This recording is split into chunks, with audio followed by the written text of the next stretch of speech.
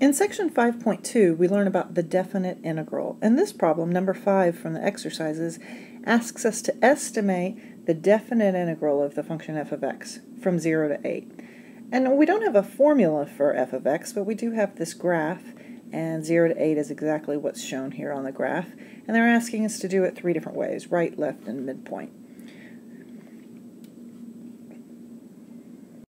So just a quick reminder, the definite integral it can be approximated by, is approximately equal to, a Riemann sum. This sigma means we're adding up a bunch of terms. How many terms are we adding? Well, that's what the number on top tells us. We're adding in terms. And the terms themselves look like a product between the height at a particular point and the width, the delta x, the change in x. So each of these terms is giving us the area of a little rectangular sliver, the height times the width. In our problem, we have exactly 4 rectangles because that's what they told us in the problem, 4 subintervals, so our n is 4 for this formula. Okay, so for part A, we are going to use right endpoints to estimate the definite integral. The first thing I'm going to do is mark on the graph where my subintervals are. So I'm breaking up 0 to 8 into 4 subintervals. Of course, they're going to be width 2 apiece. I'm going to go ahead and mark that on the graph to make this easier for me. And I'll also put dots on the function at those x values so I can see where the function itself is at those values. Because we're using right endpoints and not left endpoints, I'm not interested in this first dot at x equals 0. I'm only interested in the endpoints where x is 2, 4, 6, and 8 for this problem. It just doesn't hurt to draw that first dot as long as I don't give it too much attention. And in order to compute the area, I'm going to need to draw in rectangles here using, the right endpoint. So I want over here to draw a line from the right endpoint of this subinterval across the subinterval. So the height of this first rectangle is going to be. I can do that with each of the other rectangles, boom, boom, boom. And then looking at this first one, I'll shade it in here. This is the area we're trying to compute. The height of it is 1 and the width is 2. So I've got a 1 by 2 rectangle. I'm writing 1 by 2, 1 times 2 down there for its area. And then the next rectangle, of course, is 2 by 2. This third rectangle is interesting. It actually, since we're using f of 6, it's actually equal to -2. There's a negative value for f of 6. That means this product is going to be a negative value. This is actually a -4's worth of area.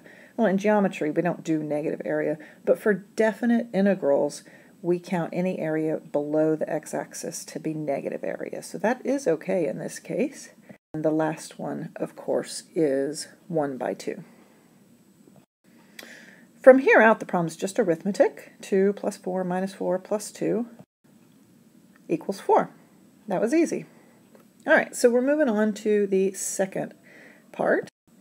Here we're doing left-hand approximations, almost exactly the same thing. I'm going to draw out my subintervals along the axis.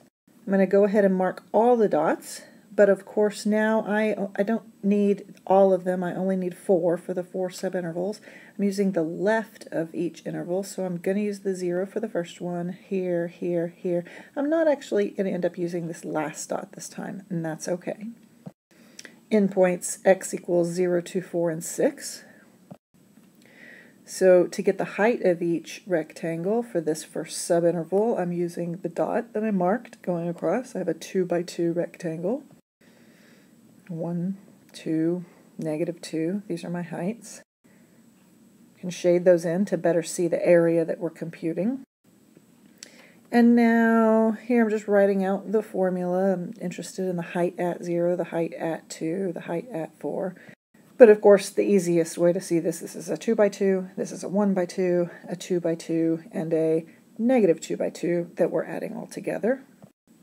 And do the arithmetic, and that gives you a 6 at the end. So right hand gave us 4, left hand gave us 6. Yeah, those numbers aren't too far apart. Now let's do the midpoint estimate.